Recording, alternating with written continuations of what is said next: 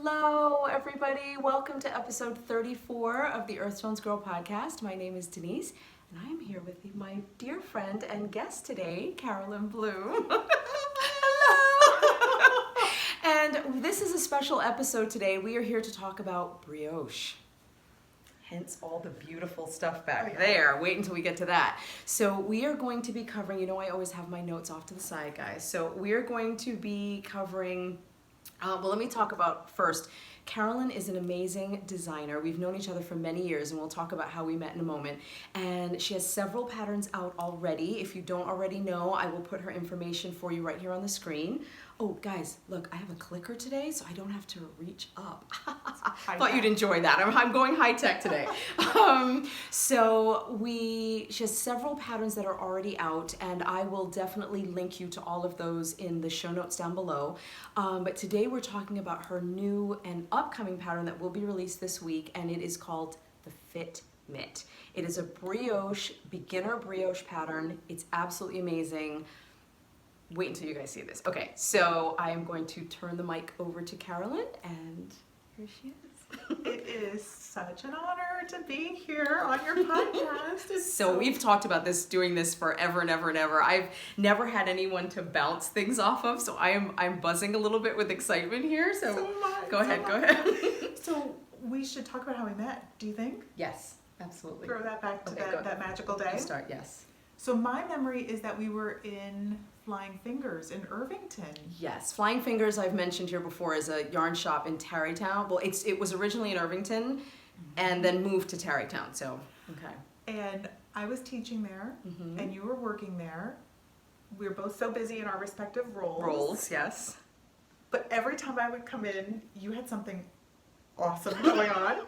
Thank you. And I would always learn something from you, from whatever project you had going on, and I think that you cut me a lot of slack because I never once then, and I never once will, ask you how many yards do I need to make a scarf. Never. That was always sort of my pet peeve question. Like, really, that is such a hard question to answer. Is that enough for a scarf?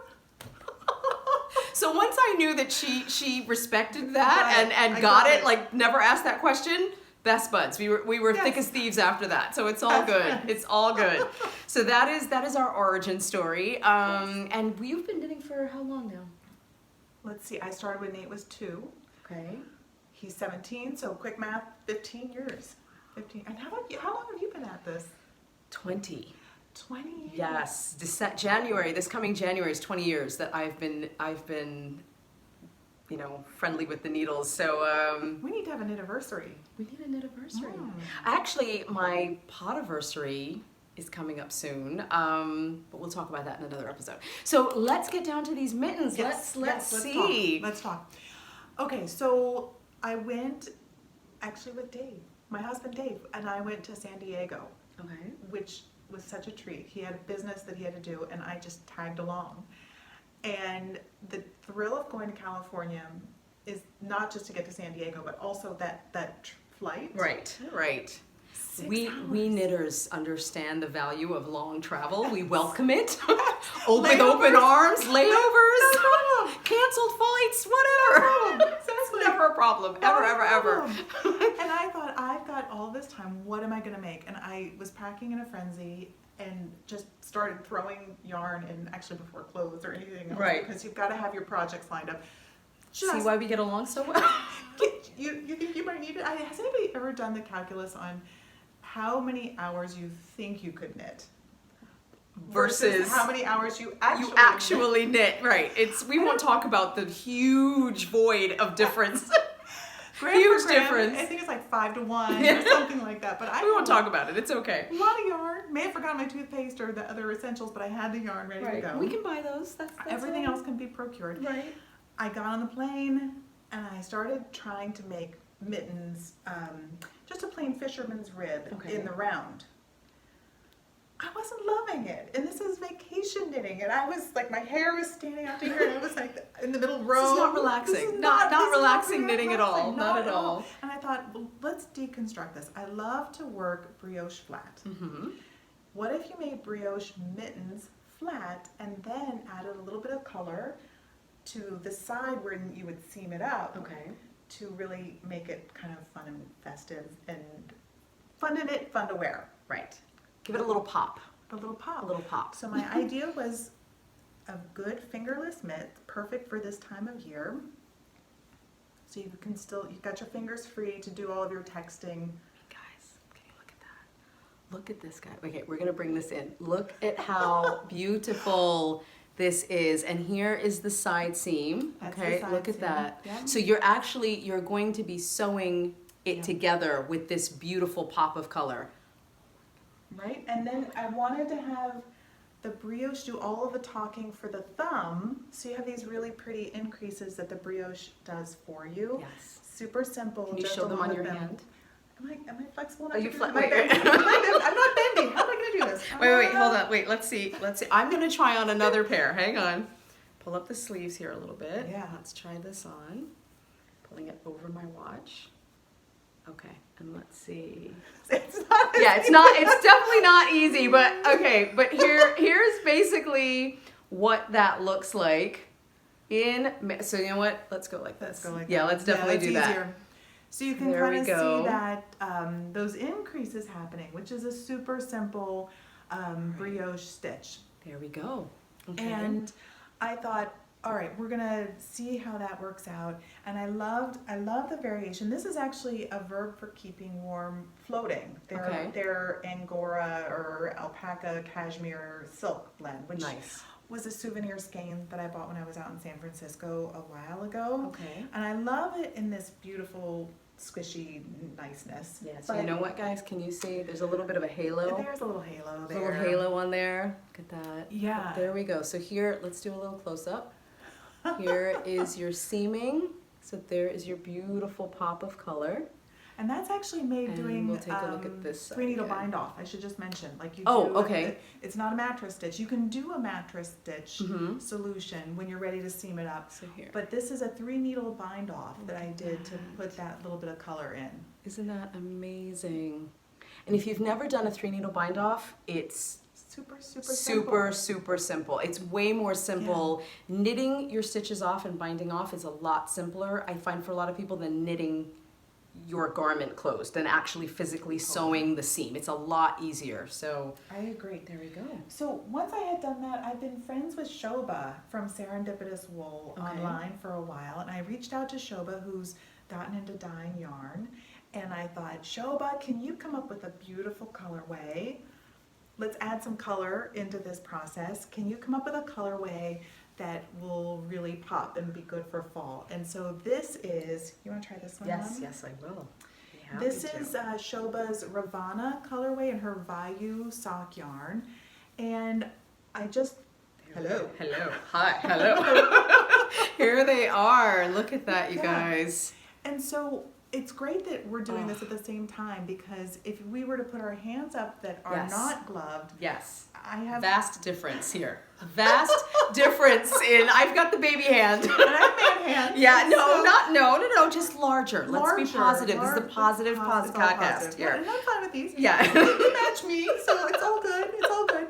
So I am an extra large in a machine-made glove. So Okay. when I would go in to try and find something at a department store, I would, of course, go right to the extra large. And I will tell you, I have been frustrated because even the XL doesn't fit. Right. So making my own is a good solution because these fit me. This is the same size, the ones that we're wearing right now. So same size. This is a size 1, but if you're going to call a pattern fitments, you better offer some fit choices. Right. And so this is size And this 1, is totally comfortable, you guys. I can comfortably move my fingers. and I can too. And it also gives me the option to do that, which I personally like to do. So it just gives you another option. But we are wearing the same size. Same size.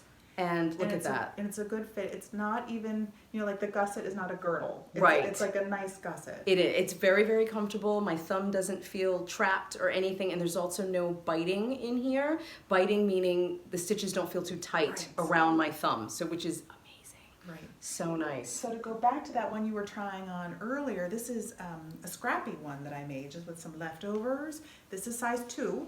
Also fits me. Yeah. I think, how does that feel on you? Let's see. Let's see how that goes. Let's try It this might one. be too roomy.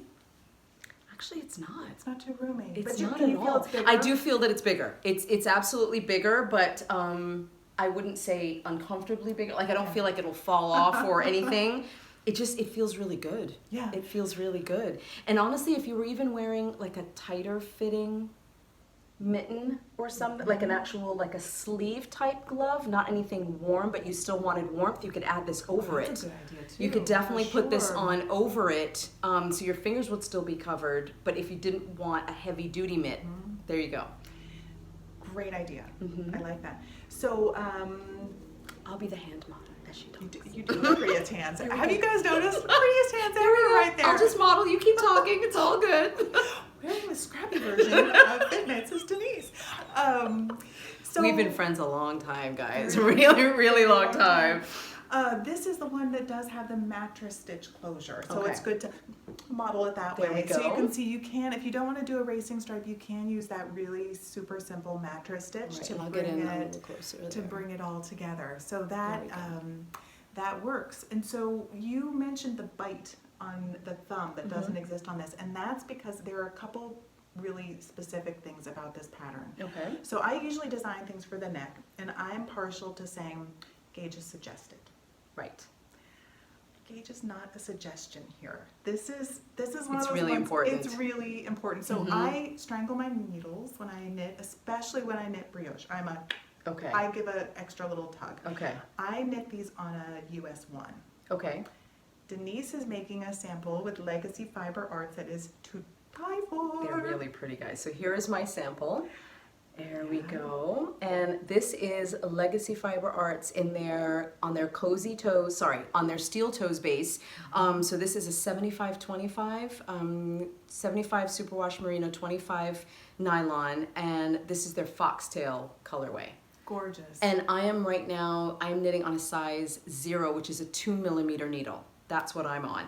I did try to go bigger, and it was huge. Yeah. And the nature of brioche, because this is my first brioche project, it always seemed like a mystery. I was a little hesitant to learn, but what I did learn, the main thing with brioche is how stretchy it is. It's so super duper stretchy. And for certain projects, that's important, but for a glove that you want to fit a little bit more, you got to get the gauge right. And Right. so you were on a 0, and my friend Shannon, who was another test knitter, she was on a 000. to wow. get- And I started on a 2, which is I started on a 2.5mm, which I think is a 1. And then I went down to a 2.25, still too big, and now the 2.0mm is what works perfectly. So And there I we go. included in the pattern gauge information, but also if you're anti-swatch, which, hello, guilty as charged, I included the dimensions of what your forearm, your cuff should be for that forearm, so that if you want to make this your swatch Right. and just get started using the 1, or if you know you're loose and you want to drop down to a 0, I give you the dimensions of what that should be lying flat, so you know you're off to the races. Right. So Amazingly well knit. She's thought of everything, guys. Absolutely thought of everything. So continue. I'm sorry. So gauge matters, and your cast on and your bind off are going to matter. Right. So our super stretchy bind off or cast on that's perfect for brioche is the Italian cast on, which is it's not only stunning, it's also super easy and fun to knit. Yeah. And let me see if you can see that Yeah, on get here. in there. What that does, you guys, is, okay, so if I hold this straight up, what it does is it makes the knitting look as if it's rolling over. So it doesn't actually have an edge, like a distinct edge that you would have for, so this that I'm wearing now, this sweater that I have on is a longtail cast on. So it distinctly has an edge. I don't know if it's really coming through on this, but this particular pattern gives it a slightly more professional look, which is really, really nice. I've used this pattern, I've used this cast on for socks. It's really beautiful, just makes your work look, it takes it just to the next level. It really does look beautiful. So wait till you see that, it's lovely. Yeah, and if you were to do a long tail cast on, I think what you're going to find is that when you go to put these on, it's gonna, first of all, be hard to get your hand through, Yeah. and then it's also gonna be strangling your forearm. Exactly. Sadness. Exactly. Nobody wants that. Right. So it's almost like the longtail cast on is in exact opposition to the fabric that you're creating. That's a perfect way of putting it. Yeah. Yes. It's in direct opposition. You've got this constricting cast on with this very flexible, squishy fabric, and it just doesn't work. So I hate to be a stickler, not only back gauge, but now also cast on. Yes. But we're going to include a tutorial on Yes. how to do that Italian cast on. Yeah, so right now we're talking and introducing everything, and then we are going to actually demo. So what we're going to demo for you is, we're going to talk about the pattern a little bit more, and then we're going to demo the Italian cast on, the brioche stitch, which is the brioche knit, a brioche increase, and I will be learning that for the first time, and then how to bind off.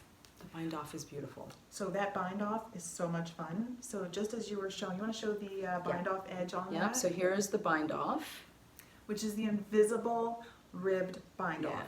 look at that. Which Oh. sounds so fancy, and it's so not hard. And look It's at how just stretchy this is, guys. Super, super stretchy. And good again, counterpoint, yeah, right? really, everything is super stretchy.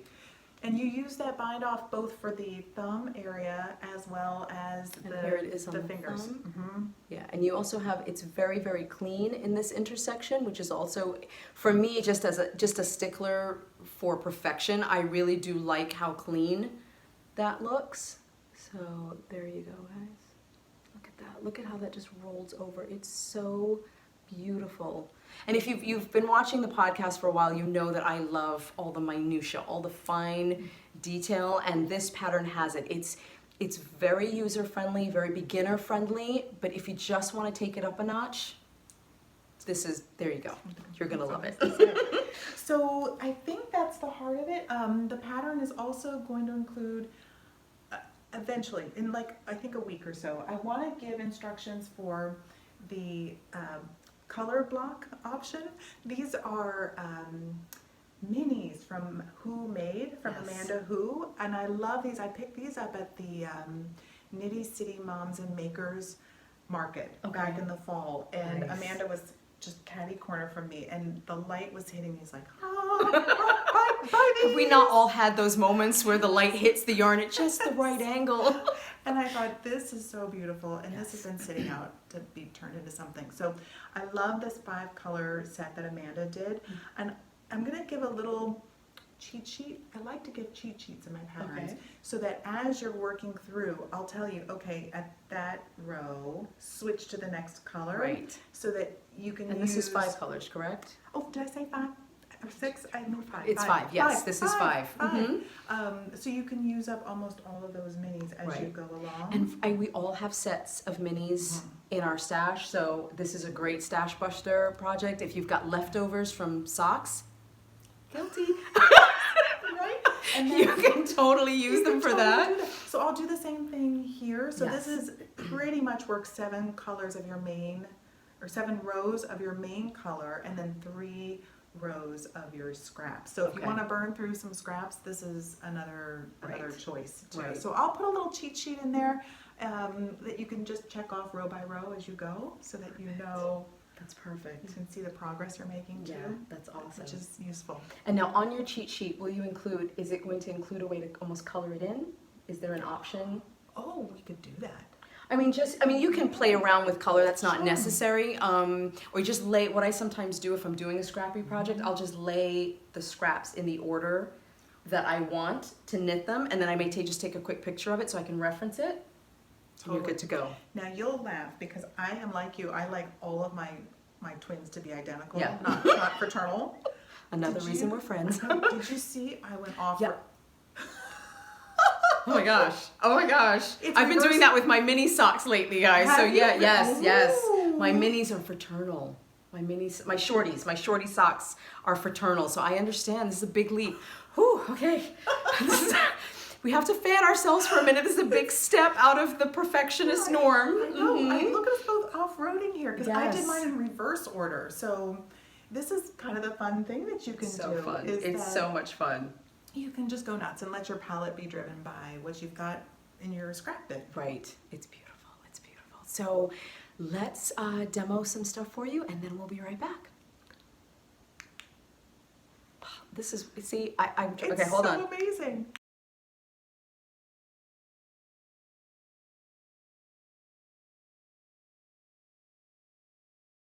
The first step to getting started with the fitment pattern is the Italian cast on. I really like this cast on because it is a very nice stretchy complement to the brioche stitch itself. To get started with this, what you're going to do is put a tail approximately 25 inches long over your thumb and place the body of your yarn over your forefinger, your pointer finger. I like to secure these strands then with my ring finger and my pinky. Then take your needle and place it perpendicular to that strand here between pointer and thumb. Place it down and rotate it toward your pointer and bring it around. And that is your first stitch. Your next stitch will be created by going down, under your thumb, over and under your pointer, and then under your thumb again. That's your second stitch. To create your third stitch, you're going to go over and under your pointer, over and under your thumb, and under your pointer again. There's your third stitch. Now you're going to repeat what you did for your second stitch by going over and under thumb, over and under pointer, under thumb again. There's your fourth stitch. Your fifth stitch is created again by going over under pointer, over under thumb, under pointer again. And you see the repeat that's now forming.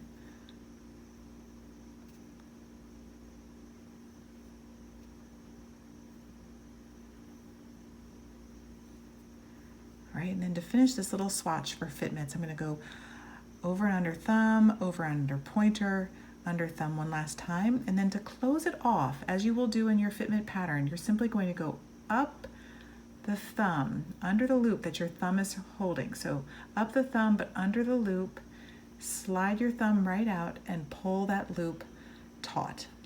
And there is your Italian cast on, perfect for brioche stitches.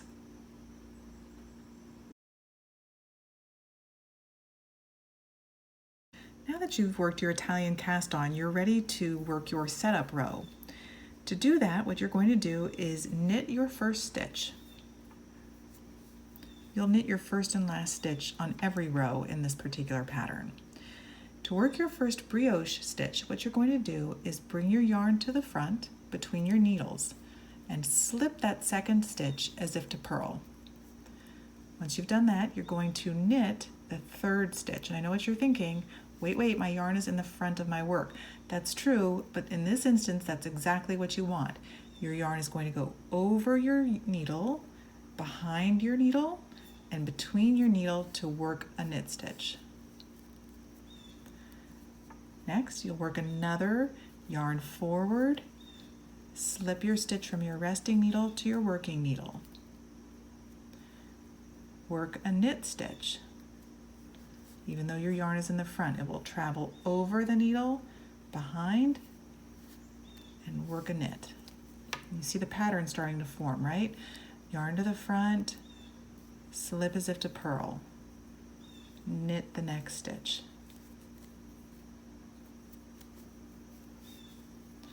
Yarn forward, slip as if to purl, and here you are now. You're at your last stitch, which, as I said before, on this particular pattern, you will knit your first and last stitch on every row. So go ahead and knit that last stitch. And what you have now is your setup row. You're ready to begin working your straight brioche sections, beginning with a right side row.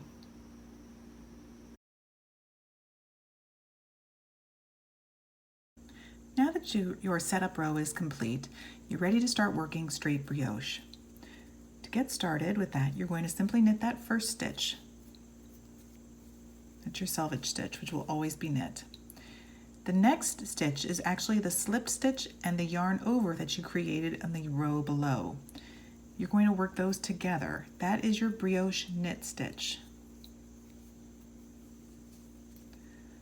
The next stitch, this is going to look familiar, you're going to bring your yarn forward to the front of your needles and slip that stitch purlwise from your left to your right. The next stitch is another brioche knit. You're going to work your yarn over and your slipped stitch from the row below together as one, as a knit stitch. Yarn comes to the front, slip the next stitch as if to purl. Work a brioche knit, working your yarn over and your slipped stitch from the row below together as one.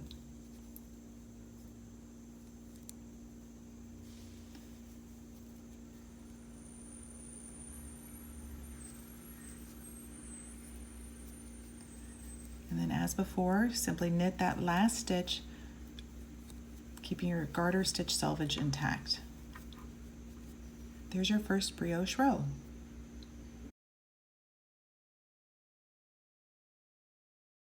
Up next in the fitment overview is a wrong side row. As before, we're going to work that first stitch. It's a simple knit stitch. The next stitch, we're going to bring our yarn to the front and slide that stitch as if to purl. This is going to look familiar. Here's our brioche knit, working our yarn forward and slipped stitch from the row below together as a simple knit. Yarn comes to the front, slip as if to purl. Brioche knit,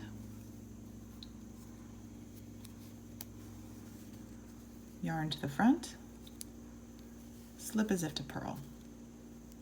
And you see the rhythm here. Every other stitch, you're slipping as if to purl, and then alternating that with a brioche knit. Your last stitch, again though, you will always just simply knit. And that is a sample swatch of a wrong side row in fitment.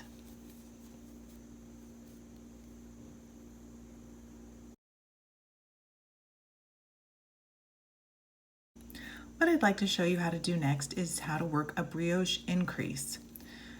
I've marked the stitch that we're going to work our increase into here using one of these removable stitch markers. So to get to that stitch, we'll simply work in pattern. So as before, knit that first stitch, brioche knit,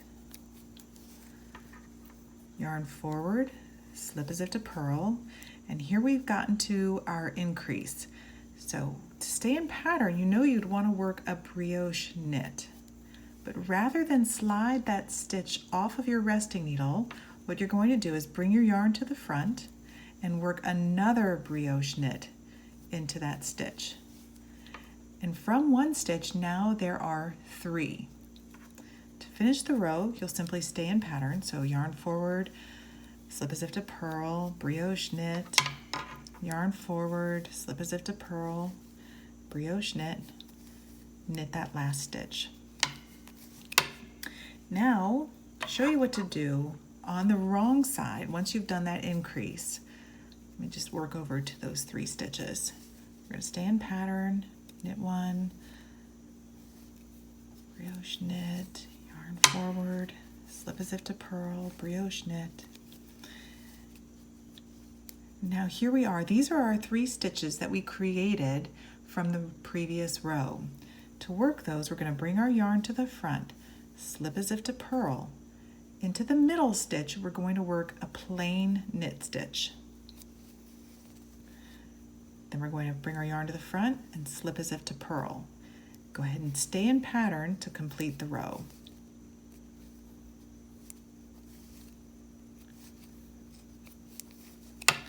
And the effect of doing these brioche increases is really rather pretty. As you can see in this sample that I've finished, the spine that's created as a result of doing these brioche increases is really quite lovely. The trick to doing this is that on the fitment pattern, I call for you to alternate between doing brioche increases on the right side and the wrong side. Right side, wrong side, right side, wrong side. As you're adding 2 stitches for every row, your middle stitch will switch to being on the wrong side, then back again onto the right side as you add 2 stitches each and every time. This will become quite intuitive in the pattern as long as you know that simple trick of create 1 knit stitch out of your brioche knit, yarn forward, slip yarn over, and another knit stitch so that there's 3 stitches from whence there is 1. You've got the hang of it.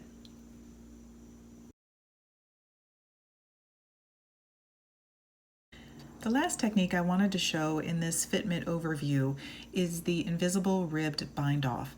This is a really nice bind off for finishing these mitts because it is as stretchy as the Italian cast on and the brioche stitching itself. To do the bind off at the fingertip edge, I'm going to ask you to consider your selvage stitch and your first brioche stitch to be one stitch and work them together at the same time. So with a piece of yarn as long as 3 times the number of stitches that you're going to be binding off, simply place your darning needle through both your selvage stitch and your first brioche knit stitch and pull your tail right through. The next thing we're going to do is bring our darning needle around to the back, underneath your needle, and in between the stitches that you just went through purlwise and before your next stitch, and pull that yarn nice and taut right through. Not tight, but taut. You'll go into the next stitch, the second stitch, as if to knit. Pull that tail right through. Those 2 steps are your setup step. You are now ready to begin your repeat. And the repeat will go as follows. This little cluster right here, your selvage and your first brioche knit, again treat them as one and sew into it knitwise and take it off your needle. Give a little tug. Then you'll go into the third stitch, which is another brioche knit stitch, as if to purl. Pull that tail right through. Return to the second stitch on your needle and go into it also purlwise.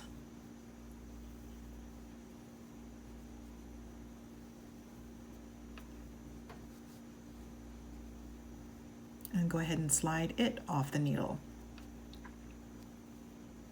Now you're going to bring that needle to the back of your work and in between your 2 stitches. Pull it right through.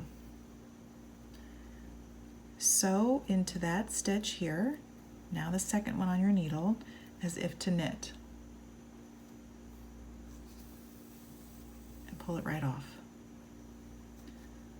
Return to this stitch, go into it as if to knit, and pull it right off.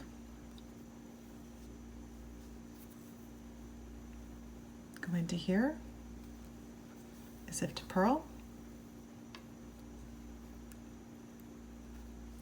Return to that stitch that you had originally sewn into knitwise and sew into it purlwise and slide it off your needle.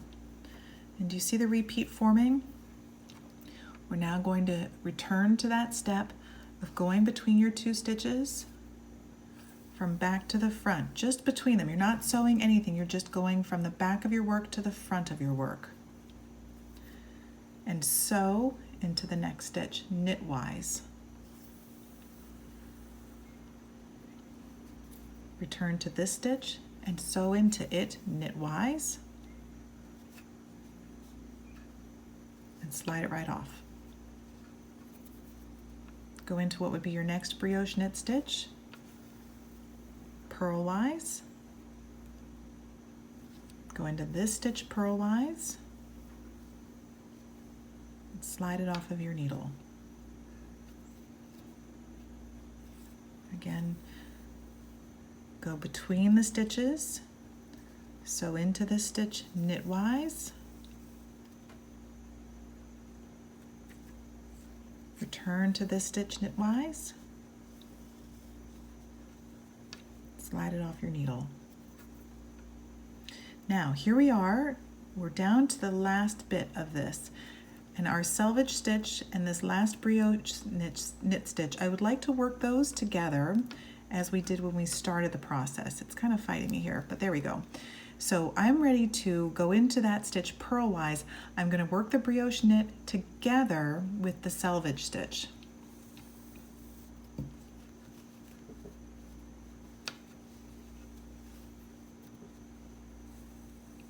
pull that yarn right through. Return to this stitch, go into it purlwise, and take it right off. Now to finish the row here, all I'm going to ask you to do is return to that brioche knit and selvage working together, and go ahead and go into it knitwise. And take it right off. And what you're left with here is this wonderfully stretchy bind off that pairs beautifully with the Italian cast on.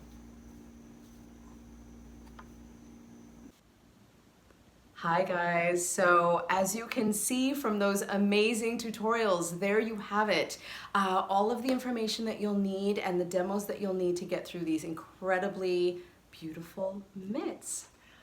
I just want to say thank you so much for having me here. Thank you so much for being here. Oh, I'm so happy. We've talked about doing this for so long. I am so happy. This will not be the last. This is the first of many. Thank you yay. so much. And that pattern will be out, I think, Thursday. This coming Thursday, September 12th. Nice. Midday, I would say. Yeah, that it'll be sounds up lovely. on Ravelry and on my website, which is bloomhandmadestudio.com. Perfect. And I will put that on the screen, and everything that we talked about today, all the yarns that we mentioned.